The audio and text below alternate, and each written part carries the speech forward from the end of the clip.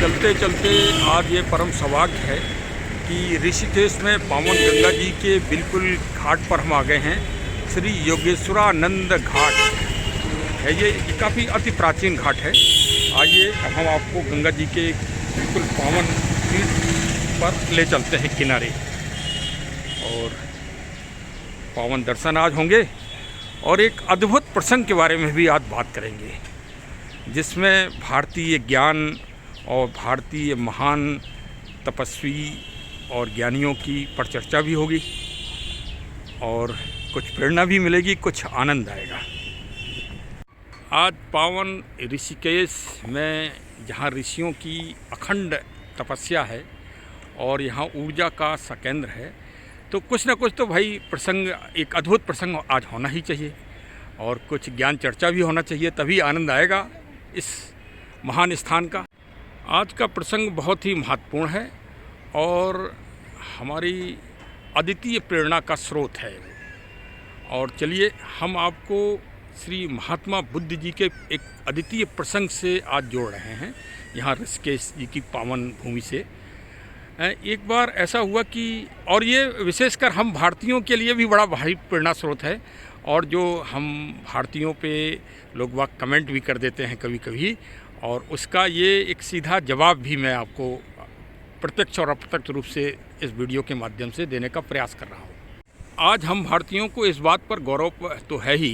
कि अंतर्राष्ट्रीय जगत में जो इंटरनेशनल बड़ी बड़ी कंपनियां हैं, बड़े बड़े संस्थान हैं, उसमें काफ़ी कुछ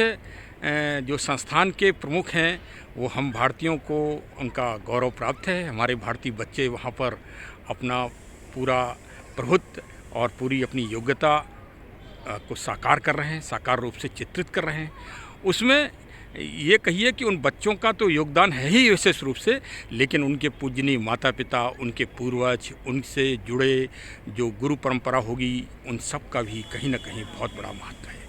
और उसी महत्व और प्रेरणात्मक प्रसंग को आज हम आपसे शेयर करने का प्रयास कर रहे हैं। इस पावन श्रृंखला में मैं अपने उन भारतीय नागरिकों के और मेधावी बच्चों के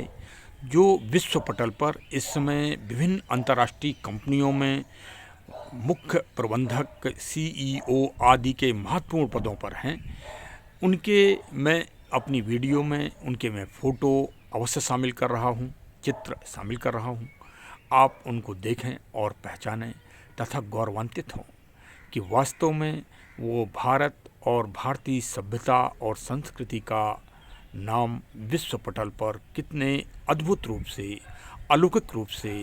भारत का नाम ऊंचा करने के लिए रात दिन परिश्रम करते हैं, रात दिन विश्वसनीयता के साथ महान कार्य कर रहे हैं और हमारे देश का नाम ऊंचा कर रहे हैं विश्व पटल पर। उनको बड़े ही आदर और सम्मान के साथ हर बड़ी बड़ी अंतर्राष्ट्रीय कंपनियों में और विश्व पटल में आज के दिन देखा जा रहा है। मुझे आशा ही नहीं, विश्वास है कि आगे भी वो देश का नाम ऊंचा करेंगे। शायद यही कारण था कि हमारे महान प्रभु महात्मा बुद्ध जी ने 2500 साल पूर्व इस प्रसंग को अपने उदाहरण के साथ अपने शिष्यों के बीच उद्घाटित किया था। यह उनकी दूरदर्शिता आज पूरे विश्व पटल पर दिखाई पड़ रही है। मैं सभी मेधावी बच्चों के, नागरिकों के यद्यपि नाम तो नहीं बता पा रहा हूँ, लेकिन क्योंकि मेरा वीडियो काफ़ी बड़ा हो जाएगा, लेकिन उन सबको मेरी तरफ से बहुत बहुत बधाई व शुभकामनाएँ और दूसरों के लिए बहुत बड़ी बड़ी प्रेरणा, मोटिवेशन। आप उनसे सीखें और आगे बढ़ें, देश का नाम ऊंचा करें। पावन सुंदरता और प्रकृति के अद्भुत दर्शन आप लोग करिए और पावन गंगा जी की निर्मल धारा को भी देखिए, और अब प्रसंग भी पे लौट के आते हैं। एक बार श्री महात्मा बुद्ध जी ने पावन गंगा जी में अपने शिष्यों के साथ स्नान किया और स्नान करने के बाद वो बाहर निकल आए और अपने गंतव्य के लिए आगे बढ़ चले। तो गंतव्य में पहुँचते पहुँचते वो एक गांव के किनारे पहुँचे। तो गांव वाले बाहर निकले और बाहर निकलने के बाद किसी ने उनको प्रणाम किया, किसी ने उनको थोड़ा अपमानित किया और कुछ लोग घर के अंदर घुस गए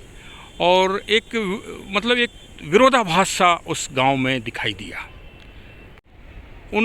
उस गांव वालों की जो दैनिक दिनचर्या थी और जो उनका रहन सहन था और जो उनकी असमाजिकता थी, उसको देखकर उन्होंने गांव वालों से ये कहा कि आप लोग इसी गांव में ही रहिए, यहाँ से बाहर आप लोगों को नहीं वो होना है, आप यहीं अच्छे हैं और यहीं रहिए। इसके बाद वो उस गांव से निकल गए। कुछ लोगों ने तथागत जी को अपमानित भी किया,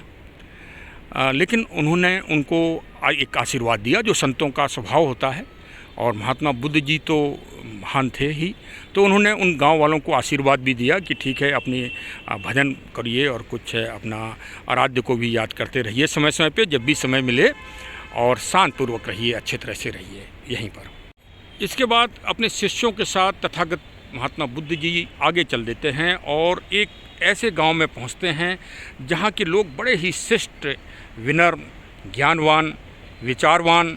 और अपने पूर्वजों और अपने गुरु और संतों का और विशेषकर विद्वान लोगों का बड़ा आदर और सत्कार करते हैं, और उनके रीत रिवाज भी बहुत अच्छे हैं। उन्होंने महात्मा बुद्ध जी का और उनके शिष्यों का बड़ा आदर और सत्कार किया, और महात्मा बुद्ध जी बड़े प्रफुल्लित और बड़े ही खुश हुए। उनके आचार विचार, उनकी दैनिक दिनचर्या, प्रातः सुबह ब्रह्म मुहूर्त में उठना, फिर गौ सेवा करना, और भी अच्छे पावन नदियों में स्नान करना, माँ गंगा जी को स्वच्छ रखना, साफ रखना, कहीं गंदगी न होने देना, आदि आदि जो कार्य उन्होंने देखे, तो और उसके अलावा पेड़ पौधों की सेवा करना, तुलसी जी के पौधे को लगाना और पीपल जी के पौधे को लगाना, इस तरह कार्य उन्होंने दिन भर देखा उन गांव वालों का। तो महात्मा बुद्ध जी बहुत ही खुश हुए और आशीर्वाद दिया। उन्होंने सभी बच्चों को और सभी बड़े को और गांव की महिलाओं को सबको एकत्रित किया और कुछ दिव्य वचन बोले, और दिव्य वचन के बाद ये कहा कि आप सब लोग अब यहाँ से विखंडित हो जाओ और यहाँ से इस गांव को अब छोड़ दो और जगह जगह दूर दूर चले जाओ और खुश रहो, जहाँ भी रहो वहाँ खुश रहो, और सबको अपना अच्छी चीज़ का अपना समागम भी करते रहो और अच्छे व्यवहार करो सभी से, और इस व्यवहारिकता को जगह जगह फैलाओ, जिससे समस्त दुनिया में मानवता, शिष्टाचार, बंधुत्व, प्रेम व विश्वास की भावना का उत्सर्जन हो और समस्त दुनिया अच्छी बन सके और सुंदर बन सके। उस गांव में विश्राम करने के बाद प्रातः दूसरे दिन महात्मा बुद्ध जी अगले गांव के लिए चलने लगे। तो उनके जो शिष्यगण थे उसमें उनके सबसे प्रिय शिष्य आनंद जी थे।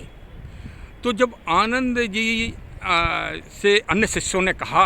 कि ये बात हमारे समझ में नहीं आई, ये गूढ़ रहस्य तथागत जी का हमारे समझ में नहीं आया कि महात्मा बुद्ध जी ने ये बात एक गांव वालों से यूँ क्यों कही कि आप इसी गांव में रहो और अच्छा व्यवहार करो और अच्छी तरह से रहो और पूजा पाठ भी करो। और लेकिन दूसरे गांव वाले जो बहुत ही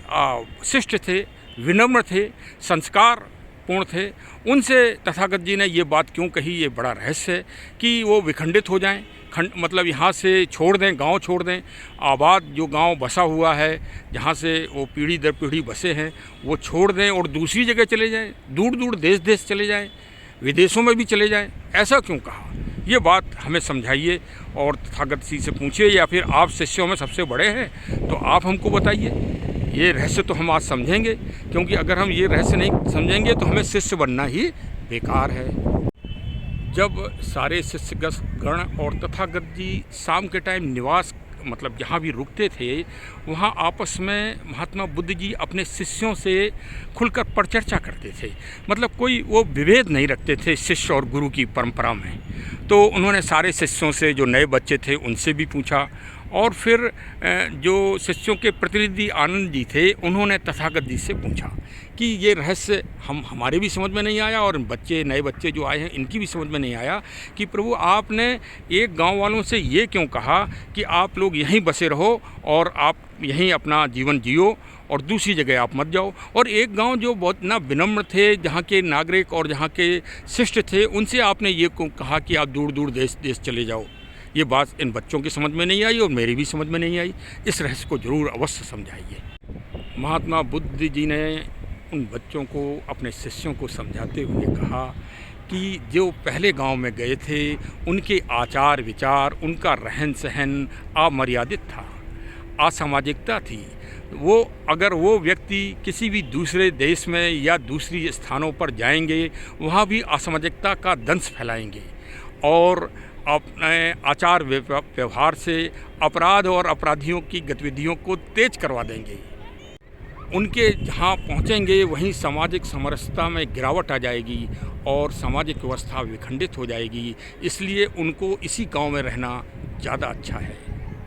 तथा जिस गांव के नागरिक, जिस गांव के बच्चे, जिस गांव की महिला प्रबुद्ध हैं और प्रखर हैं तथा ज्ञानवान हैं, दूसरे की मदद करने में हमेशा तत्पर रहते हैं, शिष्ट और सुसंस्कृत हैं, वहाँ के लोग दुनिया में जहाँ जहाँ जाएंगे वहाँ अच्छी संस्कृति फैलाएंगे,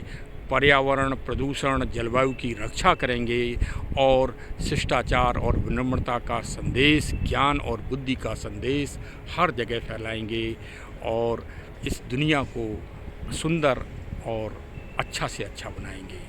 और जिससे सारी दुनिया के नागरिकों का विकास होगा और सब में ज्ञान, विचारों की अभिवृद्धि और नई संस्कृति और नया विकास, रचनात्मकता और सृजनात्मकता का विकास होता रहेगा। उस समय आधुनिक दुनिया नहीं थी, लेकिन हमारे तथागत महात्मा बुद्ध जी के विचार कितने महान थे, कितने दूरदर्शी थे कि आज हम भारतीय जनमानस के लोग, हमारे नए नए बच्चे पूरी दुनिया में फैल गए हैं और वो जहाँ रहते हैं वहीं अपनी दिव्य संस्कृति और दिव्य शिष्टाचार, विनम्रता को फैला रहे हैं। यही भारत की महानता है, यही भारत के ज्ञान की गुणवत्ता है और यही आज इस ऋषि भूमि, इस महान भूमि से आज ये संदेश भी यही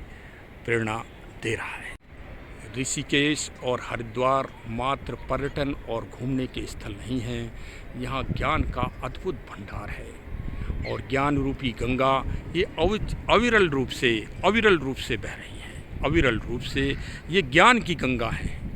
इनको साधारण गंगा मानना हम मानवों की एक तरह से नासमझी है और अद्वितीय स्थान हरिद्वार में शांति कुंज है, जहाँ प्रकृति और ज्ञान का एक महान संदेश पूरी दुनिया में फैल रहा है। इसी तरह यहाँ पर और भी बहुत बड़े बड़े आश्रम हैं, बड़े बड़े संत हैं जो आज भी भारत के ज्ञान और संस्कृति को पूरी दुनिया में फैलाने के लिए रात दिन जागरूक है। जो यहाँ पर नहीं आया और जिसने ऋषिकेश को अच्छी तरह से यहाँ भ्रमण और देशाटन नहीं किया, मात्र लक्ष्मण झूला देखकर अगर और गंगा जी स्नान करके अगर वो वापस लौट गया तो मेरी समझ से ऋषिकेश से उसने पूरा प्रकाश जो कुंज है वो प्राप्त नहीं किया। अवश्य आइए ऋषिकेश और पावन गंगा जी के स्नान करिए। ये ज्ञान गंगा है, इसमें ज़रूर डुबकी लगाइए और प्रकृति का भरपूर आनंद लीजिए। भरपूर आनंद, चारों तरफ प्रकृति का असीम आनंद है, उस आनंद को भी लीजिए। पर्यटन भी करिए, भ्रमण भी करिए और शांति कुंज और पंचल आश्रम और यहाँ पर और भी बहुत सारे आश्रम हैं। भारत माता जी का पावन मंदिर और ये परमार्थ आश्रम, इन सब के आप दर्शन करें और आनंद पाएं और जो